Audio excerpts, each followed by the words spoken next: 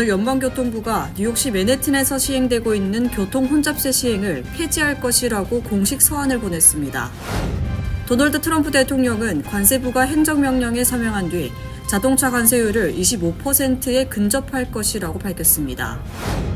뉴욕, 뉴저지 일원에서 지속되고 있는 매서운 추위는 금요일까지 이어질 전망입니다. 뉴욕시 경찰서 밖에서 총기를 소지하고 있던 79세 노인이 결국 경찰에 의해 사살됐습니다. 에릭 아담스 뉴욕시장에 대한 부패 혐의를 모두 취하하라는 법무부의 명령에 대해 판사의 심리가 시작됐습니다. 이명석 제39대 뉴욕 한인회장 후보는 어제 맨해튼 뉴욕 한인회관에서 정견 발표 및 언론인 질의응답 시간을 가졌습니다. 정부 효율부는 연방정부의 신용카드 프로그램을 간소화하고 관리 비용을 줄이겠다고 발표했습니다. 일론 머스크가 납세자들의 정보에도 접근하려는 움직임이 보이자 여러 주정부에서 이를 막아달라고 요청했지만 법원은 이를 기각했습니다. 토론토 피어슨 국제공항에서 발생한 델타항공 여객기 사고는 신속한 대피와 구조 덕에 인명피해가 최소화될 수 있었던 것으로 전해졌습니다. 퀸즈의 한 자동차 수리점에서 마약 단속 중 체포된 2명의 불법 체류자 갱단원이 보석 없이 풀려났습니다.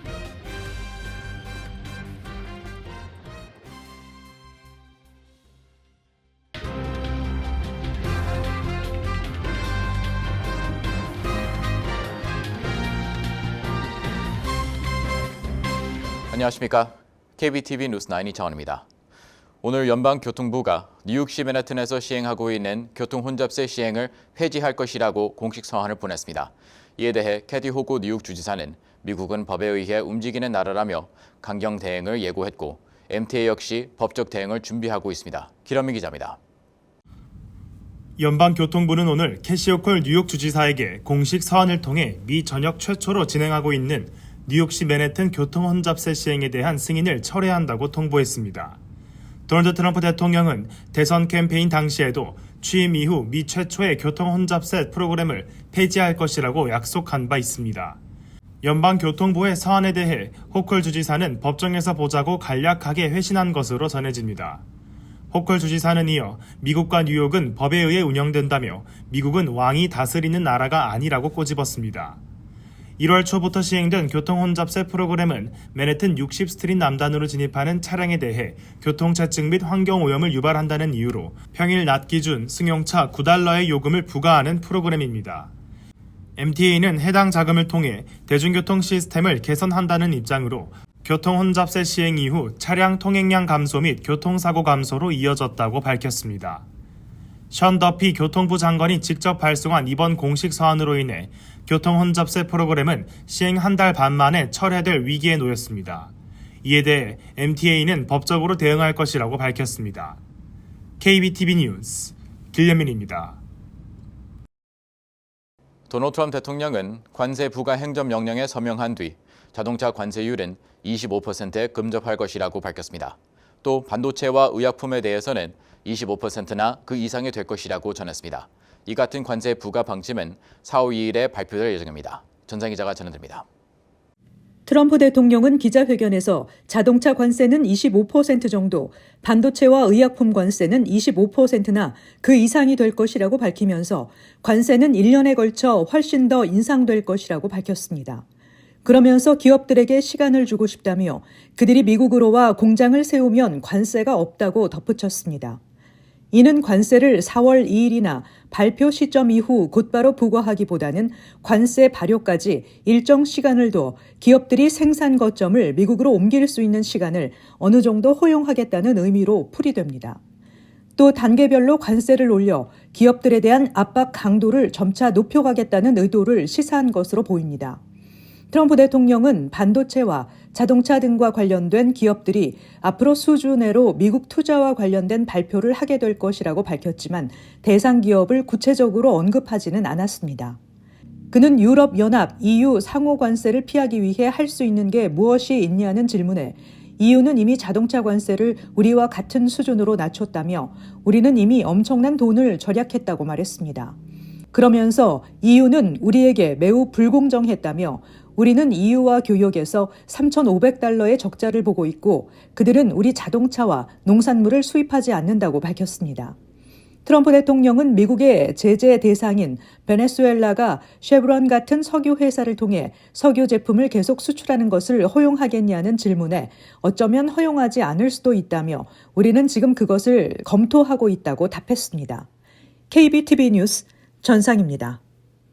뉴저지 일원의 강추위가 찾아오면서 어제 체감 온도는 한 자릿수를 기록했습니다. 강풍을 동반한 매서운 추위는 금요일까지 이어질 전망입니다. 이어서 전상 기자입니다. 국립기상청에 따르면 이번 주 중 최저기온은 화씨 15도에서 20도대까지 떨어질 것으로 보이며 강풍이 이어질 것으로 예상됩니다. 오늘 밤 최저기온은 화씨 15도 정도로 최감상 최저기온은 이보다 훨씬 낮은 화씨 4도까지 떨어지게 됩니다. 이와 함께 시속 17마일에서 23마일에 달하는 강풍이 동반될 것으로 예상됩니다. 내일은 곳에 따라 소량의 눈이 내릴 가능성도 있는 것으로 예측되고 있으며 최저기온은 화씨 17도, 체감상 최저기온은 화씨 8도까지 떨어집니다. 21일부터 주말까지는 비교적 화창한 날씨가 예고됐습니다.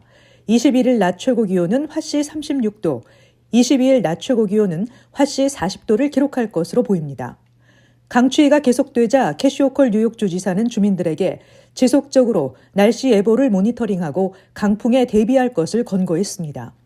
뉴욕시는 오후 4시부터 오전 8시까지 화씨 32도 아래로 떨어질 때 발동하는 코드 블루를 발동하고 한파 기간 동안 어린이와 노약자의 외출을 자제할 것을 당부했습니다.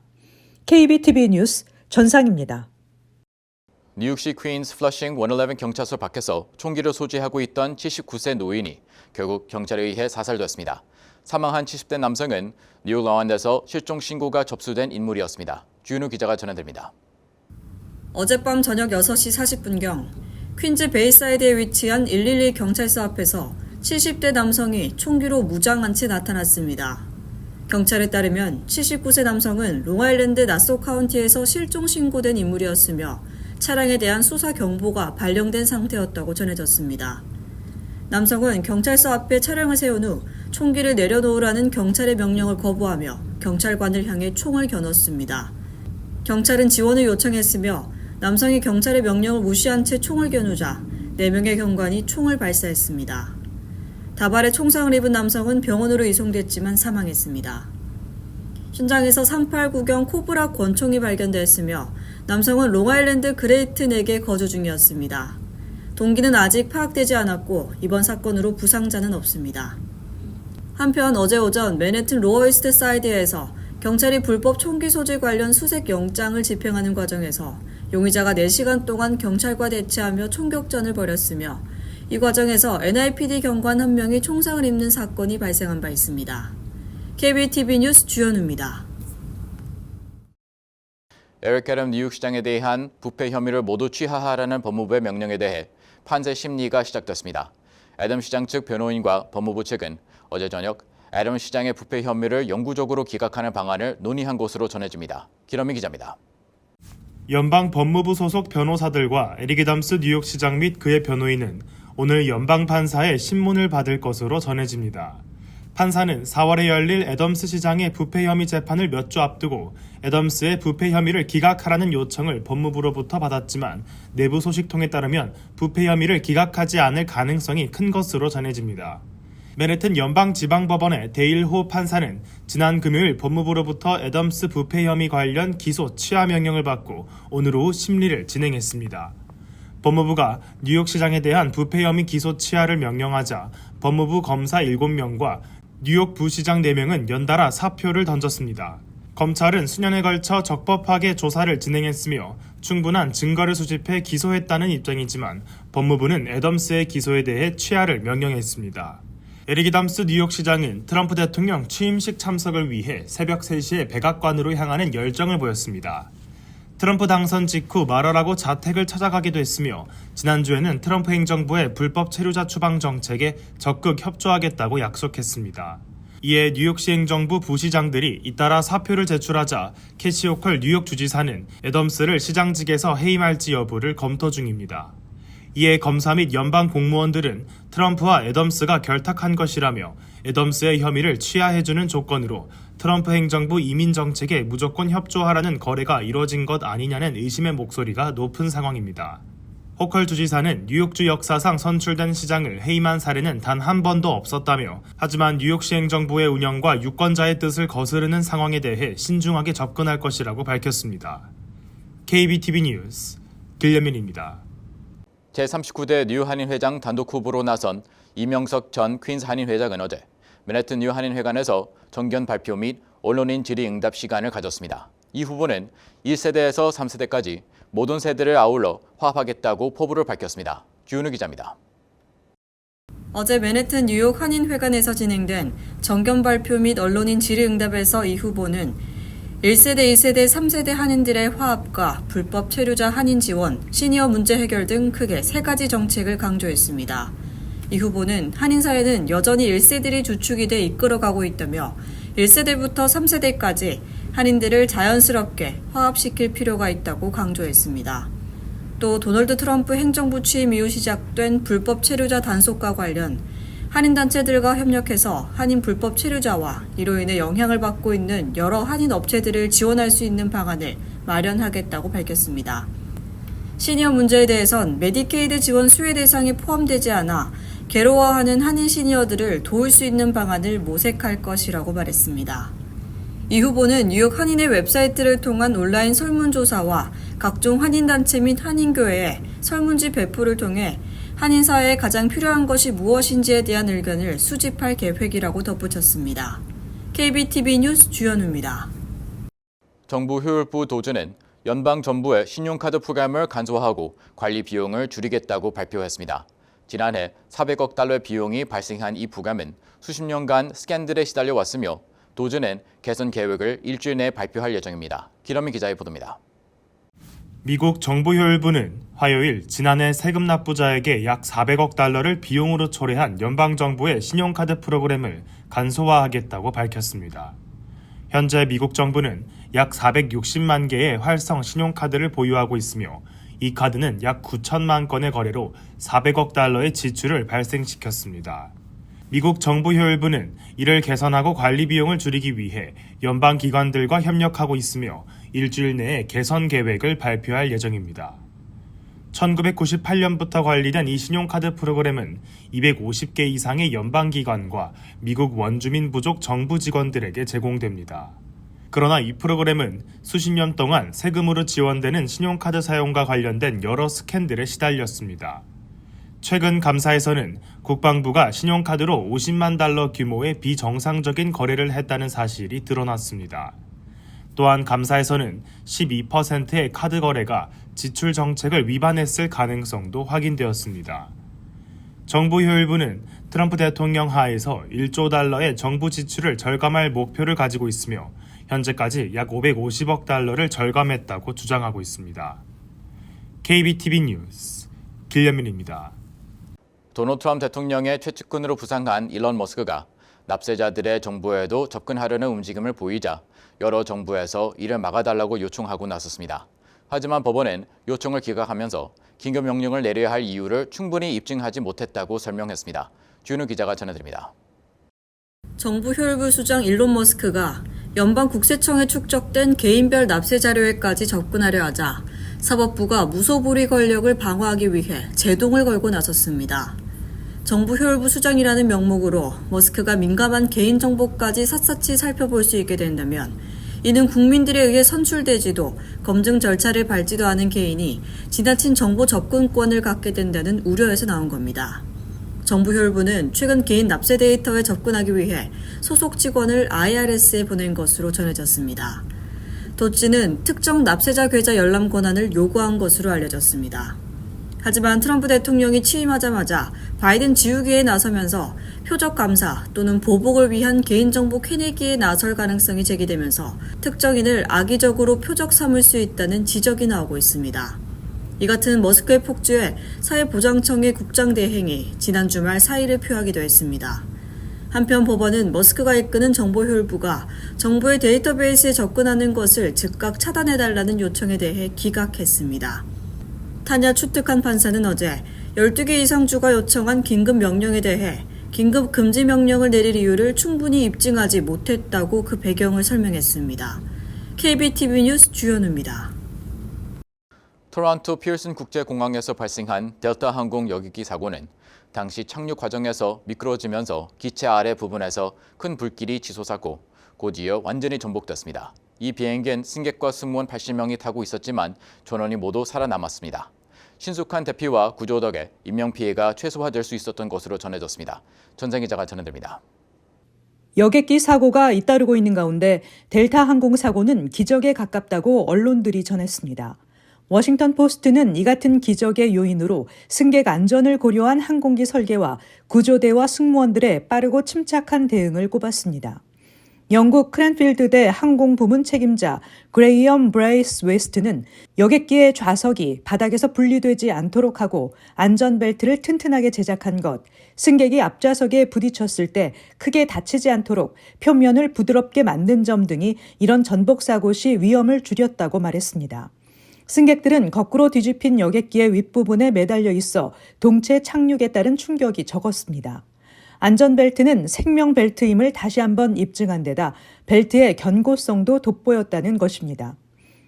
승무원들이 뒤집힌 여객기 내부를 분주히 다니며 승객들에게 모든 것을 놔두고 비상구로 나가라고 외치는 등 침착한 대응도 돋보였다고 전문가들은 평가했습니다. 또 목격자들의 증언에 따르면 승객들 일부는 서로의 안전벨트를 풀어주며 대피를 도왔습니다.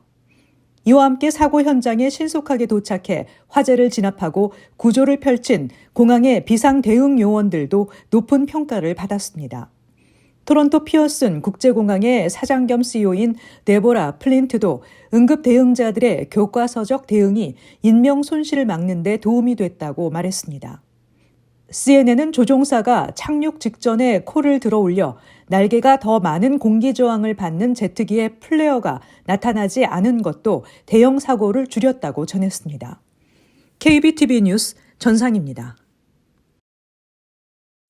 퀸즈 한 자동차 수리점에서 마약 단속 중 체포된 2명의 불법 체류자 갱단원이 보석 없이 풀려났습니다. 체포 당시 두 갱단원들은 대량의 마약과 불법 무기를 소지 중이었던 것으로 드러났습니다. 주윤호 기자가 전해드립니다. 27세 호세 타마로니스 칼델라와 33세 리차드 가르시아는 베네수엘라 갱단 트렌드 아로아와 연관이 있다고 밝혀졌습니다. 2월 5일 우드사이드의 VNR 자동차 수리점에서 마약과 총기 소지 혐의로 체포됐으며 수리점 주인도 함께 체포됐습니다. 그러나 퀸즈 검찰은 혐의를 낮추어 공기총 소지 혐의만 적용, 보석 없이 풀려났습니다. 수리점 주인도 마찬가지로 경미한 혐의로 기소되어 조건부 석방된 것으로 알려졌습니다. 경찰은 수리점에서 대량의 마약과 총기, 현금을 압수했지만 새로운 법에 따라 보석을 받을 자격이 없었다고 전했습니다. 한편 타마로니스 칼델라는 아내와 두 자녀와 함께 2023년에 불법으로 입국했으나 조 바이든 전 대통령의 느슨한 국경정책에 따라 풀려났습니다. 가르시아는 조지아주 사바나에 거주할 예정이었으나 이민당국자는 가르시아에게 추방 구금 요청을 한 것으로 전해졌습니다. 두 사람은 뉴욕에서 세금으로 운영되는 대형 쉘터인 맨해튼 루즈벨트 호텔과 퀸즈 크라운 플라자에서 거주했던 것으로 드러났습니다. KBTV 뉴스 주연우입니다. 소비자 보호기관 BBB는 $1,400 경기 부양 체크를 받을 자격이 된다며 개인정보를 기입하라는 문자 메시지가 발송되고 있다고 밝혔습니다. 연방국세청 IRS를 사칭한 이 문자 메시지 내 링크를 클릭하면 IRS 웹페이지와 유사한 사이트와 더불어 개인과 금융정보 기입 메뉴가 뜹니다. 사기범들은 이를 통해 개인과 금융정보를 빼가는 것입니다. 소비자 보호기관 BBB는 연방국세청 IRS가 문자 메시지나 이메일, SNS를 통해 납세자에게 연락하지 않는다고 밝혔습니다. 이 사기는 연방국세청 IRS 발표를 기반으로 하기 때문에 더욱 속아 넘어가기 쉽다고 소비자 보호기관 BBB는 지적했습니다. 뉴욕주에서 3.1절이 공식 기념일로 지정된 지 올해로 6년째를 맞이했습니다. 나소 카운티에서는 이를 기념하는 제6회 3.1절 기념 행사 및 유관순상 시상식을 오는 27일 오후 5시 나소 카운티 청사에서 개최합니다. 이번 행사는 3.1절 의미를 되새기고 독립운동가 유관순 열사의 정신을 기리기 위해 마련됐으며 매년 뛰어난 학생들에게 수여되는 유관순상 시상식도 함께 진행할 예정입니다. 올해는 한인 학생뿐만 아니라 일본계 학생도 수상자로 선정되며 더욱 뜻깊은 의미를 더했습니다. 유관순상은 3.1절 정신을 계승하고 지역사회에서 모범적인 활동을 펼친 학생들에게 수여되며 뉴욕과 나소 카운티 한인사회에서 큰 관심을 받고 있습니다. 뉴욕시 교통국은 맨해튼 3에비뉴 60가와 96가 사이의 신호등을 시속 25마일에서 15마일로 조정했습니다. 어퍼 이스트사이드 주민들은 신호등 속도가 느려진 데 대해 불만을 제기하고 나섰습니다. 한편 지역시 의원들은 이 같은 통보를 받지 못했다고 밝혔습니다. 주민들은 3에비뉴 신호등이 조종되는 방식 때문에 운전자가 가장 선호하는 도로였지만 이제 운전자들에게 속도 제한보다 10마일 낮은 속도를 유지하도록 강요하고 있으며 이로 인해 전자자전거 운전자들은 도로를 마치 경주장처럼 이용하고 있다고 비난했습니다. 도널드 트럼프 대통령이 연일 관세 폭탄을 쏟아내고 있는 가운데 소비자 5명 중 2명이 물건 사재기에 나섰거나 준비 중이라는 여론조사 결과가 나왔습니다. 조사에 따르면 미국 대선이 있던 지난해 11월 이후 물건을 비축하고 있다는 응답자는 22%였습니다. 아직은 아니지만 곧 비축할 계획이라는 답변도 20%였습니다. 또 평소와 비교하면 현재 구매량이 상당히 많다는 응답이 5%, 약간 많아졌다는 응답이 14%였습니다. 이들 중 구매 습관 변화의 이유에 대해 트럼프 행정부의 관세에 대한 두려움이 영향을 미쳤다고 답한 비율은 66%에 달했습니다. S&P 글로벌은 지금까지 발표된 신규 관세로 소비자 물가가 0.5에서 0.7%포인트 오를 수 있다고 추정하고 있습니다. 잠시 후 커뮤니티 브리핑을 전해드립니다.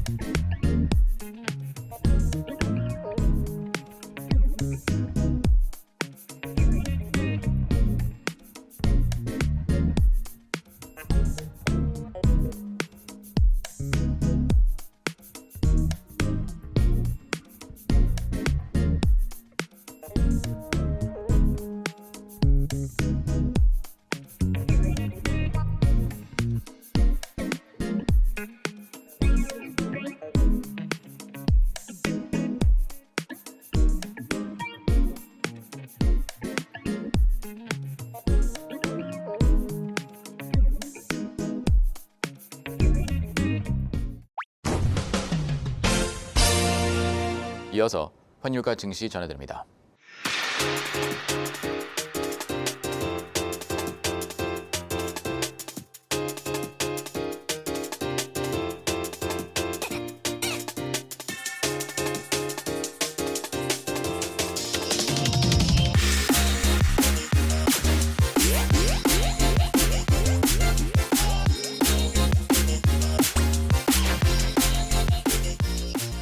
잠시 후 뉴욕과 뉴저지 날씨 전해드립니다.